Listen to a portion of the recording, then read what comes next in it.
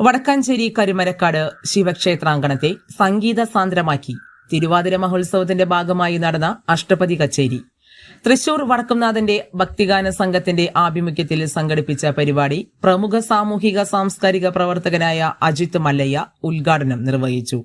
Devaswom officer Manjush, PN Gokulan, V Anirudhan, Binu Chittedath, Narayanan, PN Rajan, Hema, Kavitha എന്നിവർ ഉൾപ്പെടെ നിരവധി പ്രമുഖർ ചടങ്ങിൽ പങ്കെടുത്തു. കഴിഞ്ഞ രാത്രി നടന്ന ഈ സംഗീത സന്ധ്യയിൽ ശ്രോതാക്കളായി നിരവധി മാതൃസമിതി അംഗങ്ങളും ഭക്തജനങ്ങളും ആസ്വാദകരായി.